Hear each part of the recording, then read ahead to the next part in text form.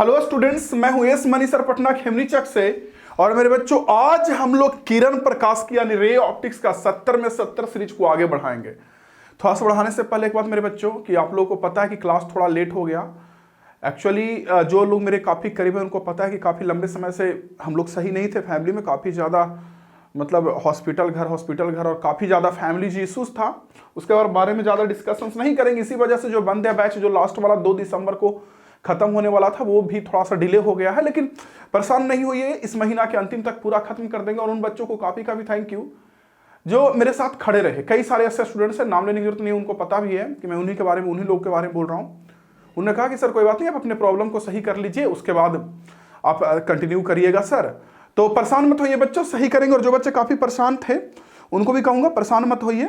बस यही कहूँगा कि टीचर जो होता है ना, वो मतलब आपको पढ़ाता है तो हमेशा लगता है ना कि हाँ एक टीचर है वो पढ़ा रहा है, लेकिन एट द एंड वो भी एक ह्यूमन है और उसके साथ भी परेशानियाँ आती हैं।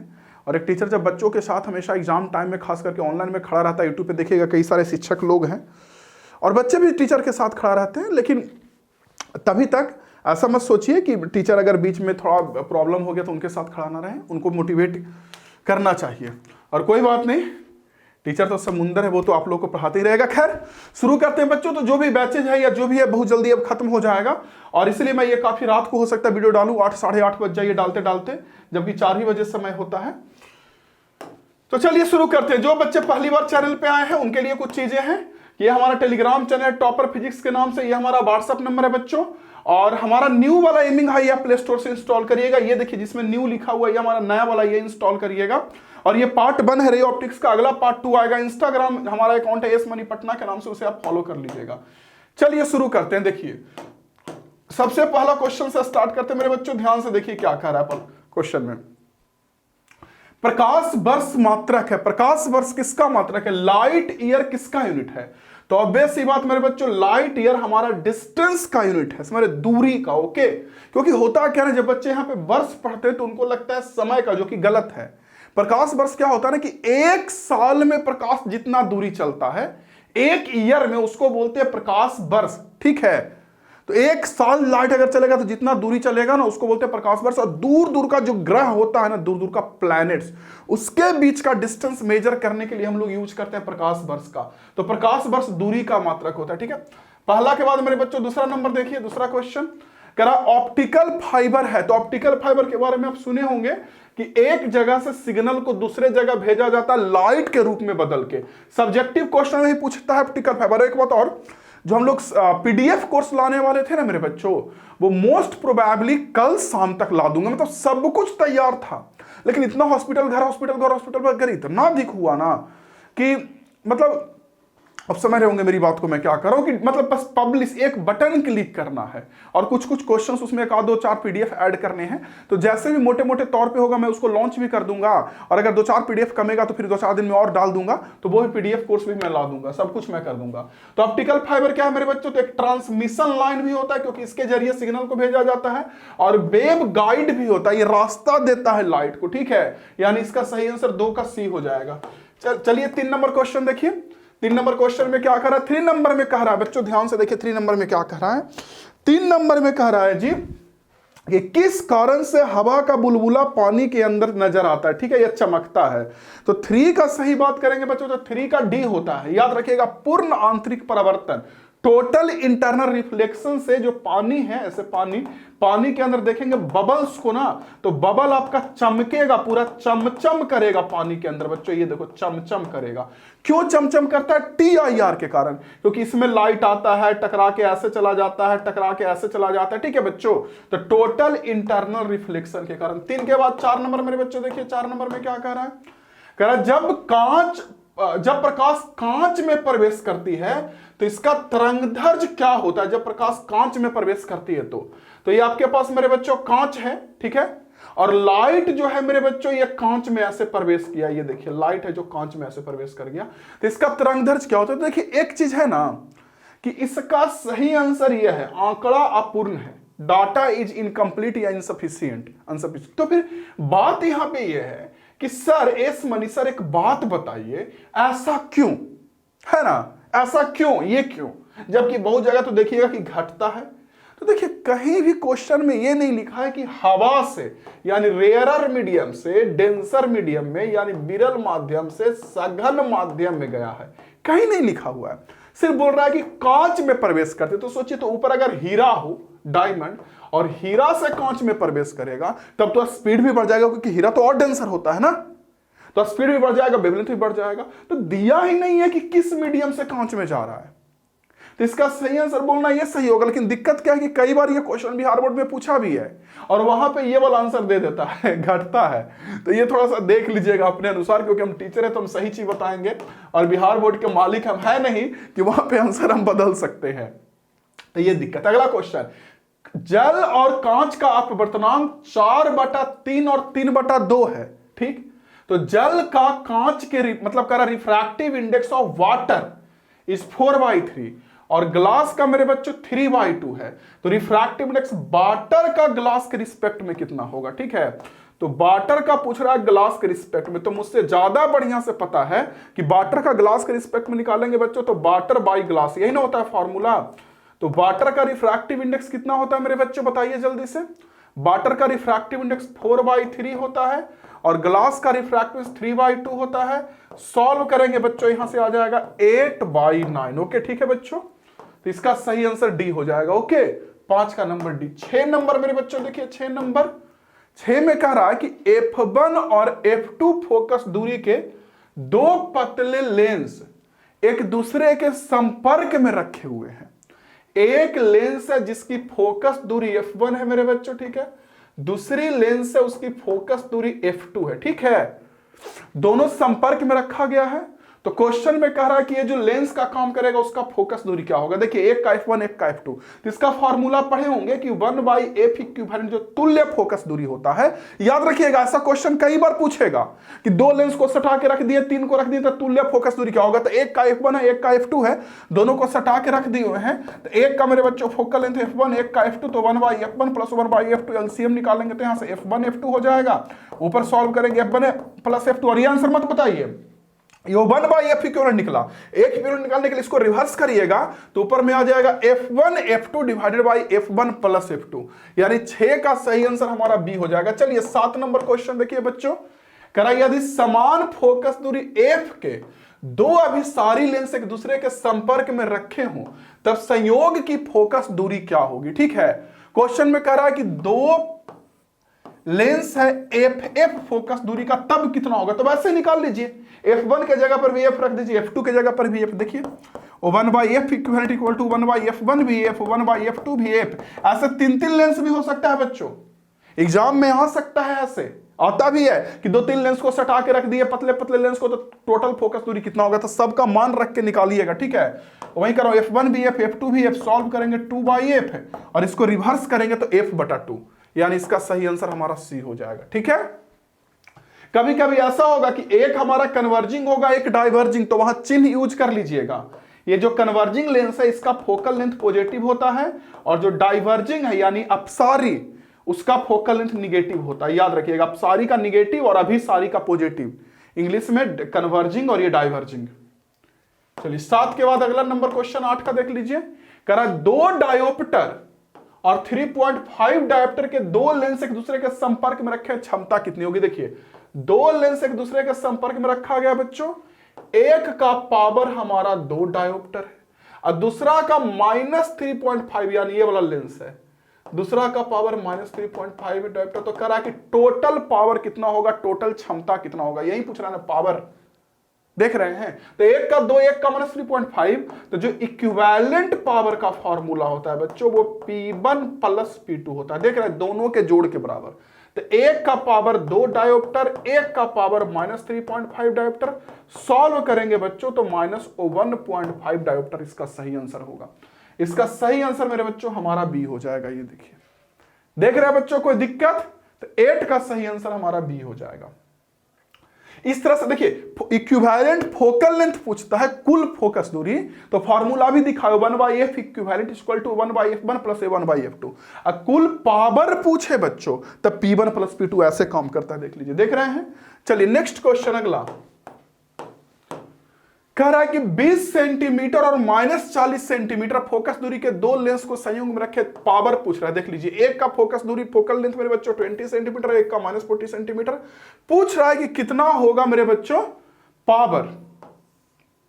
पावर समझ रहे हैं ना, यानी कि दोनों लेंस का अलग अलग एफ दिया है। देख लीजिए, एक का एफ दिया है 20 सेंटीमीटर, ठीक है, और एक का एफ दिया है मेरे बच्चों -40 सेंटीमीटर, ठीक है।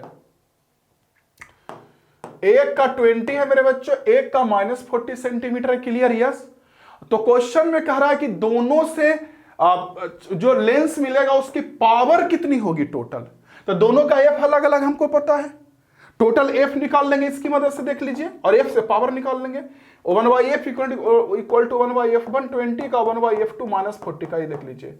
और 20 - 40 का एलसीएम मेरे बच्चों आ जाएगा 40, 20 से 2 बार में और इससे 1 बार में, 2 से 1 गया 1, है ना, तो 1/40 हो जाएगा। देखिए 20 से 20 दूना 40 और 40 से 1 बार में -1/40, रिवर्स करेंगे तो यहां से आ जाएगा -40 सेंटीमीटर एफ की वैल्यू। और एफ निकला तो -40 सेंटीमीटर को मीटर में बदल लेते हैं, -40/100 मीटर, ठीक ना। तो पावर निकालेंगे तो पावर कैसे निकलेगा, समझ रहे ना कैसे निकाला। दोनों का एफ अलग अलग पता है, तो एफ अलग अलग पता है तो उससे पहले एफ इक्विवेलेंट निकाल लिए, सेंटीमीटर को मीटर में बदल लिए, ठीक है। और इसको अगर सॉल्व करें बच्चों यहां से, तब पावर की वैल्यू होती है 1/f, यानी 1/-40/100। सॉल्व करेंगे यहां से आ जाएगा -100/40, आ जाएगा 2.5 -2.5, डी हो जाएगा इसका आंसर 9 का। 10वां क्वेश्चन देख लीजिए, 10th में क्या कर रहा है। 10वां में कह रहा है कि दो उत्तल लेंस यानी दो कॉन्वेक्स लेंस है, कांटेक्ट में रखा गया, इक्विवेलेंट लेंस क्या होगा, समझ रहे हैं। यानी दोनों उत्तल लेंस को ऐसे सटा के रखा गया है, तो कह रहा है कि इसका इक्विवेलेंट लेंस क्या होगा। उत्तल ना होगा जी, कॉन्वेक्स का कॉन्वेक्स है, क्यों, क्योंकि देखिए इसका भी एफ पॉजिटिव, इसका भी एफ पॉजिटिव, और जब दोनों का एफ निकालिएगा 1/f equivalent equal to 1/f1 भी पॉजिटिव में और 1/f2 भी पॉजिटिव में ही, तो अंतिम में तो ये पॉजिटिव ना आएगा, तो पॉजिटिव आएगा तो यही लेंस का काम करेगा ना। अगर आपको बोल दे कि एक ये वाला लेंस है, दूसरा भी यही वाला लेंस है, तो कॉम्बिनेशन क्या होगा, यही होगा। दिक्कत कहां होगा, दिक्कत तब होगा जब एक ये वाला हो यानी कॉन्वेक्स और एक कॉनकेव हो, तब आपको एफ निकाल के चेक करना पड़ेगा कि पॉजिटिव आया कि निगेटिव। अगर एफ पॉजिटिव आएगा तो ये वाला काम करेगा, निगेटिव आएगा तो ये वाला काम करेगा। लेकिन जब दोनों के दोनों पॉजिटिव एफ वाला हो, दोनों दे दिया उत्तल लेंस, दोनों दे दिया कॉन्वेक्स लेंस, तो रिजल्ट भी तो हमारा कॉन्वेक्स से मिलेगा ना, उत्तल ही मिलेगा ना। चलिए 10 के बाद 11 नंबर क्वेश्चन देखिए बच्चों। पानी में हवा का द्विउत्तल बुलबुला इस प्रकार व्यवहार करेगा जैसे क्या। तो देखिए एक कॉन्सेप्ट होता है, मैं बता दूं। वैसे देखिए हवा का बुलबुला है, रियली में इस पे लाइट आना चाहिए और ऐसे काम करना चाहिए, यानी हिंदी में बोले तो अभिसारी लेंस जैसा, समझ, अभिसारी लेंस जैसा, या इंग्लिश में बोले तो कन्वर्जिंग लेंस जैसा। लेकिन चूंकि ये पानी के अंदर हवा है, हवा का म्यू होता है 1, बुलबुला के अंदर, तो ये बुलबुला अगर है तो बुलबुला का म्यू होता है 1, और पानी के अंदर रखा हुआ है, और पानी का म्यू लगभग मतलब रिफ्रैक्टिव इंडेक्स या अपवर्तनांक लगभग 1.33 होता है। तो एक कॉन्सेप्ट आप हमसे पढ़े होंगे या जहां भी पढ़े होंगे कि अगर वातावरण का अपवर्तनांक लेंस के अपवर्तनांक से ज्यादा हो, यानी कि सराउंडिंग का रिफ्रैक्टिव इंडेक्स लेंस के रिफ्रैक्टिव इंडेक्स से ज्यादा हो, तो लेंस अपना स्वभाव यानी नेचर बदल लेता है। नेचर बदलने का मतलब क्या हुआ कि जो कन्वर्जिंग जो है वो डाइवर्जिंग बन जाएगा, यानी लाइट ऐसे आएगा तो फैल जाएगा, अपसारी बन जाएगा, कहने का मतलब। इसका सही आंसर 11 का सही आंसर मेरे बच्चों हमारा बी होगा। ये सब कॉन्सेप्ट जहां भी पढ़ाई किए होंगे आप पढ़े होंगे, नहीं पढ़े होंगे कोई भी लेंस हो, अगर ये वाला भी लेंस है, समझ लीजिए बच्चों ये वाला भी लेंस है, तो भी अगर नहीं पढ़े होंगे तो नया वाला एमिंग हाई आप इंस्टॉल कर लीजिएगा, पढ़ाई करिए उससे। अगला क्वेश्चन, कांच के अवतल लेंस को जब पानी में डुबाया जाता है तो वह हो जाता है। देखिए कांच का कोई अवतल लेंस है, इसको पानी के अंदर डुबाया दिया जाता है बच्चों, तो ये क्या होगा। तो देखिए आपको अब यहां पे लगेगा कि सर ये भी अपना बदल लेगा, क्योंकि देखिए अगर अवतल लेंस है यानी कि डाइवर्जिंग लेंस है तो ऐसा काम करता है, कॉनकेव लेंस ऐसा काम करता है, हवा में ऐसा काम करता है, ठीक है। अब आपको लगेगा पानी में डुबा लिया तो अपना स्वभाव बदल लेगा, नहीं बदलेगा। क्यों, अभी मैं बताया कि अपना नेचर लेंस तब बदलता है, यानी कन्वर्जिंग डाइवर्जिंग में, डाइवर्जिंग कन्वर्जिंग में तब बदलता है जब वातावरण का अपवर्तनांक लेंस से ज्यादा हो। तो इसके पहले वाले प्रश्न में क्या था कि इसका लेंस का 1 था, जो बुलबुला था, बुलबुला के अंदर हवा रहता है तो इसका म्यू 1 है। अब बाहर 1.33 का था, पानी था, तो देखिए लेंस से ज्यादा है बाहर का, लेकिन यहां खुद सोचिए कि लेंस से का होता है 1.5 और पानी का 1.33 था, देखिए तो बाहर का कम न है। यहां पे देखिए बाहर का अपवर्तनांक लेंस के अपवर्तनांक से ज्यादा है, तो ये अपना स्वभाव बदल लिया, होना चाहिए था ये, और इधर ना हो के ऐसे अपसारी हो गया, लेकिन ये नहीं बदलेगा, ठीक है। तो ये बस अंतर इतना होगा कि अब फोकस दूरी बढ़ जाएगा, यानी पहले अगर फोकस दूरी यहां था हवा में, तब कम मुड़ेगा, ऐसे करके कम मुड़ेगा, और फोकस दूरी बढ़ जाएगा, यानी कहने का मतलब ज्यादा अपसारी नहीं होगा, कम हो जाएगा, कम। तो 12 का सही आंसर मेरे बच्चों हमारा हो जाएगा सी, लेस डाइवर्जेंट, कम अपसारी होगा।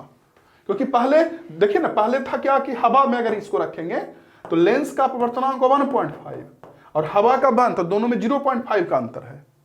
और अब लेंस तो 1.5 है, लेकिन पानी में डाल दिए तो 1.33, तो लगभग 0.2 का अंतर है, समझ रहे हैं। तो अंतर कम गया ना, इसलिए पहले जो रे को ज्यादा मोड़ रहा था अब ज्यादा नहीं मोड़ता है। डिटेल कोर्स में ये सब तो पढ़वे करिएगा। अगला क्वेश्चन, एक द्वितल लेंस यानी कि radius of curvature of double convex lens, देखिए डबल कॉन्वेक्स लेंस है, द्वितल लेंस, एक का रेडियस 10 सेंटीमीटर है, एक का बच्चों 15 सेंटीमीटर देख रहे हैं। If refractive index of material 1.5, material का म्यू मेरे बच्चों 1.5 है, देन फोकल लेंथ लेंस का कितना होगा? हंस के निकाल लीजिए, हंस के निकाल लीजिए इसका फोकल लेंथ, कोई बड़ी बात नहीं है। कैसे निकालेंगे? देखिए लेंस मेकर फॉर्मूला से निकलेगा, लेंस निर्माण के सूत्र से। कैसे? O1/F, देखिए O1/F equal to mu minus 1 O1/R1 minus O1/R2। सही बोल रहा हूं बच्चों? यस। तो म्यू माइनस 1 मतलब कितना? O1.5 minus 1, 1.5 minus 1। O1/R1 कितने का है? +10। देखिए इसका रेडियस इधर होता है तो प्लस, और इसका इधर होगा तो -15, तो 1/10 प्लस 1/-15। सॉल्व कर लीजिए इसको, तो ये हो जाएगा। देखिए सॉल्व करिएगा तो 1.5 0.5 में तो 1/2, और वहां देखिए यहां से सॉल्व करेंगे तो 1/10 माइनस 1/15, 10-15 का एलसीएम कितना आ जाएगा? 30 आ जाएगा। तो 10 से 3 बार में और -15 से 2 बार में, तो 2 में से 3 में से 2 गया 1, तो 1/60। इसका रिवर्स करेंगे तो 60। गलत कर दिए क्या? एक रेडियस 10 सेंटीमीटर +10 और एक 15 सेंटीमीटर है, ठीक है। म्यू 1.5 है, सही तो है। तो 1.5 माइनस 1 0.5 1/2। अच्छा ये O1/F निकला, O1/F कितना निकला? O1/60। रिवर्स करेंगे 60 का ऑप्शन में, ऑप्शन में तो 60 है नहीं, गलत कर दिया क्या? O1/R1 10 का प्लस O1/R2 -15 का, ठीक है। तो इसका एलसीएम आ गया 30, 10 से 3 बार में, अब 15 से 2 बार में, तो 3 में से 2 गया 1, 1/30 और 1/2, 1/60। देखिएगा अब इस क्वेश्चन का यही क्वेश्चन ऑफ द डे है। आप इसका बता दीजिएगा आंसर कमेंट बॉक्स में। अगर ऑप्शन गलत होगा तो ऑप्शन बता दीजिएगा चेक करके। मुझे हो सकता है कि अभी मैं कैलकुलेशन करूंगा तो मेरे समझ में नहीं आएगा कि कहाँ कुछ छूट रहा होगा या कुछ हो रहा होगा गलती, पता नहीं, तो वो बता दीजिएगा मुझे। अच्छा, यहाँ O1/R1 माइनस O1/R2 होता है, तो माइनस माइनस ये प्लस ना हो जाएगा। आ गया समझ में, माइनस माइनस प्लस हो जाएगा ना, प्लस। तो 3 2 5, तो आ जाएगा 1/2 इंटू 5/30, समझ रहे हैं ना, यानी 3 दूना 60/5, तो 12। रिवर्स करेंगे, O1/F निकला, रिवर्स करेंगे तो 12 सेंटीमीटर।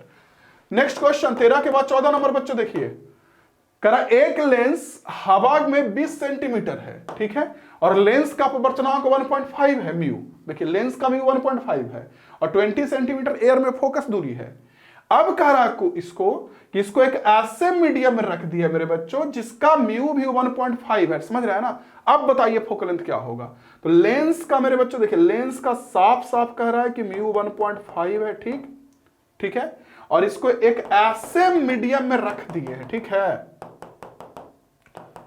इसको एक ऐसे मीडियम में रख दिए हैं। क्लियर मेरे बच्चों?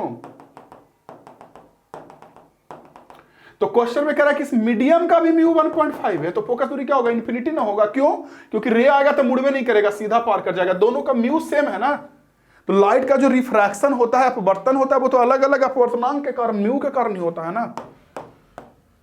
या फिर लेंस मेकर फॉर्मूला से ही बना सकते हैं। अभी जो लेंस मेकर का सूत्र था, लेंस निर्माण का सूत्र, उससे भी बना सकते हैं, उससे भी इन्फिनिटी ही आएगा फोकस दूरी। अगला, एक लेंस के, क्योंकि देखो ना बिना मुड़े हुए जब सीधा पार करेगा तो कह सकते हैं कि अनंत पे जाकर कटेगा, ठीक है। अगला, एक लेंस के दोनों सतहों की वक्रता त्रिज्या समान है यानी आर आर है, म्यू 1.5 है, तो फोकस दूरी क्या होगा, यानी radius of curvature of lens दोनों सेम है आर के बराबर, म्यू 1.5 है, तो एफ कितना होगा, देखिए ऐसा कुछ है, लेंस है इसका भी आर, वो लेंस भी हो सकता है, ये वाला लेंस भी, ये लेंस भी हो सकता है, इसका भी आर इसका भी आर, ठीक है, म्यू 1.5, तो एफ पूछा, निकाल लीजिए, 1/f इक्वल टू म्यू -1 यानी 1.5 -1, 1/r1 की वैल्यू आर के बराबर मेरे बच्चों देख लीजिए, और r2 की वैल्यू -r के बराबर, साइन कन्वेंशन से, तो माइनस माइनस प्लस होगा, 1.5 -1 कितना 0.5 मतलब 1/2, और 1/r प्लस 1/r कितना 2/r, तो 2 से 2 कट गया, 1/f 1/r के बराबर, तो f हो जाएगा r के बराबर, यानी इसका सही आंसर 15 का ए हो जाएगा, ठीक है बच्चों। 16 का देख लीजिए सही आंसर क्या है, 16 नंबर कह रहा एक उत्तल लेंस ऐसे पदार्थ से बना है जिसका म्यू 1.5 है, ठीक, ओके, यदि लेंस को पानी में डाल दिया जाए तो यह किसके समान काम करेगा, अभी तो बता दिए कि अभी भी पहले भी अभिसारी था, अभी भी अभिसारी ही रहेगा, कन्वर्जिंग ही रहेगा। ये जो लेंस है इसका 1.5 म्यू है, ठीक, और इसको 1.33 में डाल दिया तो हवा में भी अभिसारी ही होता है, ऐसे कन्वर्जिंग ही होता है, पानी के अंदर ही कन्वर्जिंग रहेगा। फिर बोलेंगे सर नेचर क्यों नहीं बदला, आप तो बोलते हैं डाइवर्जिंग हो जाएगा, डाइवर्जिंग तब होगा जब बाहर का म्यू लेंस के म्यू से ज्यादा हो, तो ये 1.5 1.33 यानी बाहर का कम है, इसलिए नेचर नहीं बदलेगा, बस अंतर होगा कि हवा में अगर यहां कट रहा था तो पानी में थोड़ा दूर जाके कटेगा, यानी फोकस दूरी तो बढ़ जाएगा लेकिन अभी भी वही रहेगा। इसका सही आंसर 16 के हो जाएगा। 17 नंबर मेरे बच्चों देख लीजिए, 17 में क्या कह रहा है, कह रहा है कि एफ दूरी वाले उत्तल लेंस से किसी वस्तु का वास्तविक प्रतिबिंब बनाने के लिए वस्तु और पर्दे के बीच कम से कम कितना 4f दूरी होना चाहिए। देखिए कैसे, एफ दूरी का उत्तल लेंस है, आपको पता होगा कि यहां f होता है, यहां 2f होता है, और यही पता होगा कि 2f पे अगर वस्तु रखेंगे तो इधर भी f डैश, इधर 2f डैश पे इमेज बनता है। और ताज्जुब की बात है कि वस्तु, ये जो वस्तु है ये, और यहां जो प्रतिबिंब है, जहां पर्दा रखेंगे तो पर्दा के ऊपर प्रतिबिंब बनेगा, इन दोनों के बीच सबसे कम दूरी यही होता है। इसके अलावा कहीं भी वस्तु के रखेंगे इस साइड प्रतिबिंब बनेगा, और उस समय वस्तु और प्रतिबिंब की दूरी अधिक होगी।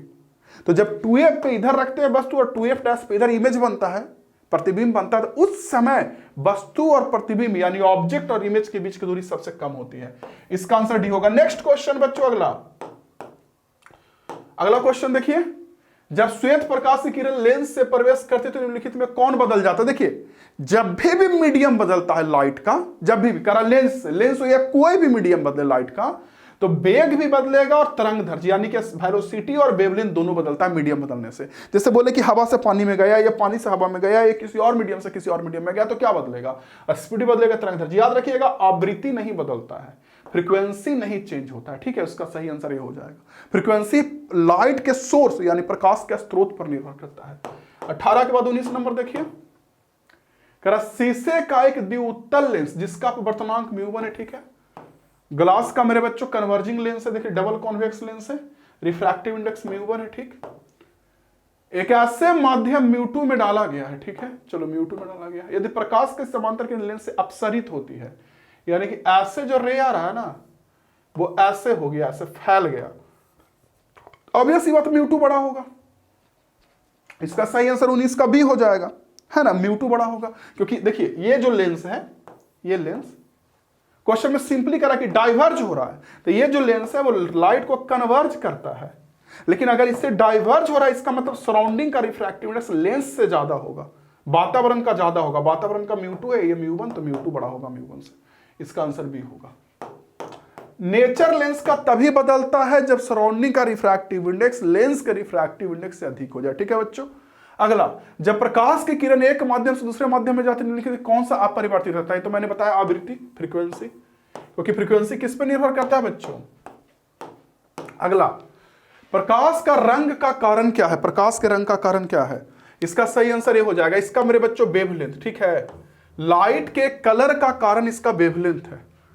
21 के बाद 22 नंबर मेरे बच्चों देखिए, 22 में क्या कह रहा है, इंद्रधनुष का निर्माण किस कारण से होता है, तो वर्ण विक्षेपण, डिस्पर्सन ऑफ लाइट। पता है ना कि बुलबुला पानी का आता है और पानी के बुलबुला के कारण लाइट छितरा जाता है, जो प्रिज्म से भी वही होता है ना।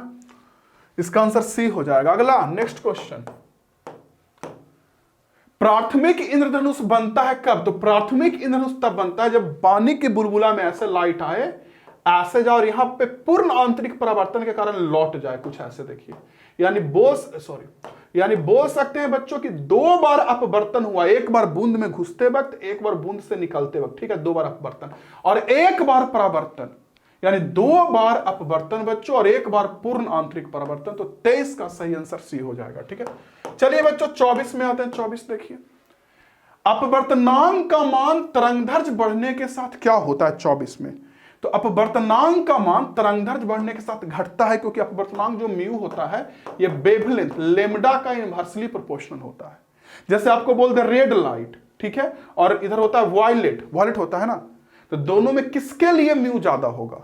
तो देखिए वायलेट का लेमडा कम होता है, कम, तो वायलेट के लिए म्यू ज्यादा होगा, यानी बैगनी रंग के लिए वेवलेंथ कम होता है तरंगदैर्ध्य, तो उसके लिए अपवर्तनांक कम होगा। रेड का वेवलेंथ सबसे ज्यादा होता है, इसलिए रेड के लिए अपवर्तनांक कम होगा। तो ये याद रखिएगा ये रिलेशन, ठीक है, समझ में भी आपको आ रहा होगा कि जिसका तरंगदैर्ध्य ज्यादा उसके लिए अपवर्तनांक कम। तो 24 का सही आंसर बी हो जाएगा, ठीक। अगला क्वेश्चन, कांच का अपवर्तनांक अधिक होता है किस रंग के लिए। देखिए रंग दिया हुआ है, तो ऑब्वियस सी बात म्यू अधिक उसी का होगा जिसका वेवलेंथ लेमडा कम होगा। लेमडा कम किसका होता है, नीले रंग का, इसमें तो नीला ही रंग होता है ना, नीचा ब्लू, इसी में तो तीनों में नीला ही है ना सबसे कम वेवलेंथ का, ठीक है। इसका आंसर हो जाएगा बी। आशा करते हैं स्टूडेंट की समझ गए होंगे। वीडियो को शेयर कर दीजिएगा, पेशेंस रखिएगा, आप लोग रखे हुए भी थे, और इसके लिए काफी थैंक यू मेरे बच्चों। ये जरूर कहूंगा दिल लगा के पढ़ाई करिए, बड़ा भाई आपके साथ है, जितना हो सकेगा मैं सपोर्ट करूंगा। और अभी जो बच्चे मॉडल पेपर के बारे में बोल रहे थे कि सर मॉडल पेपर के बारे में बताइए कि कितना नंबर का आएगा क्या क्या, तो सब कुछ पे कल से आने लगेगा क्लास, हर जगह क्लास आने लगेगा, जितना भी बैच चल रहा था उसमें सब जगह। और अभी रात को क्लास डालने के पीछे का सोचिए कितनी मजबूरी होगी कि इस समय मैं रिकॉर्ड करके डाल रहा हूँ क्लास। मतलब मैं ऐसा नहीं कि मजबूरी इसलिए क्योंकि रिकॉर्ड करके डाल रहा हूँ, इसमें तो डालता ही हूँ, लेकिन ये जो 70 में 70 सीरीज है वो शाम को 4 बजे आता है, इस समय डाल रहा हूँ, तो ये एक बात है। ओके, बाकी कोई भी शिक्षक हो या कोई भी इंसान हो, परेशानी आती है तो क्या कर सकता है, बस यही बात है। मिलता हूं आप लोगों से अगले क्लास में। जय हिंद, वंदे मातरम। थैंक यू बच्चों, स्टेटस में लगा दीजिएगा। Thank you.